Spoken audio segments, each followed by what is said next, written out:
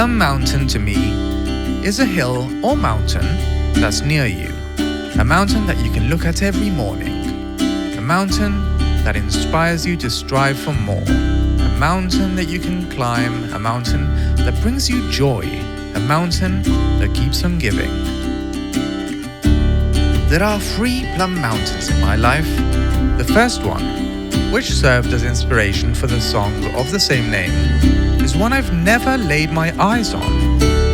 It is a hill featured in a few of George Dunnett's videos, located by a town called Kinneswood, Bishop Hill. I hope to go there someday, to bask in all its glory. It radiates the impression of pure serenity, of calmness, of peace. Plum Mountain, I look at you every single morning,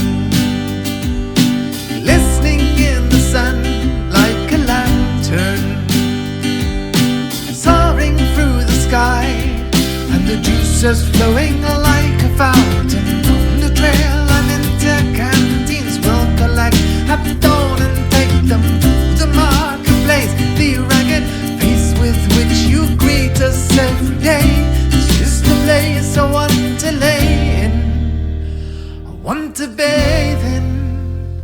Plum Mountain. The second Plum Mountain is a hill called El Chupón in the south of the city of Monterrey.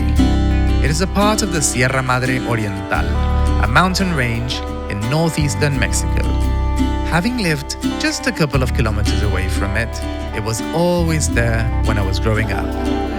When I was about 13, we took our bikes past the no-entry signs, trying to go deeper into parts of it, figuring out the routes as well as parts that were a bit risky, the fun ones. When I was a few years older, I hiked up and buried some treasure there with Pyrathy, one of my best friends from childhood. Granted, I think it was mostly kung fu medals and other random things we had laying about. We couldn't have buried it more than 30 or 40 centimeters deep, as it was very hard to dig, and I sometimes wonder if anyone ever found it. Plum Mountain, rivers, trees and rocks crisscross your face, like an 80-year-old marathon race runner. The produce you provide, it tastes like thunder flowing down the mountain. Through the cracks and crevices, we take our time, admire the scene, and have a lunch of plums quite unlike anything we've ever seen. As the town is buried quite so brutal, or rather frutal. Plum Mountain. The third and final Plum Mountain is Arthur's Seat, an ancient extinct volcano that forms part of Holyrood Park in Edinburgh, Scotland. I lived here for a couple of years over a decade ago, and it always struck me as an icon of the city, more than Calton Hill or the Scott Monument or even the Royal Mile. It's not overly tall nor imposing, yet the shapes of these hills, known as the Salisbury Crags, are a thing of beauty. Sometimes things don't need to be huge or tall to be marvelous and enchanting.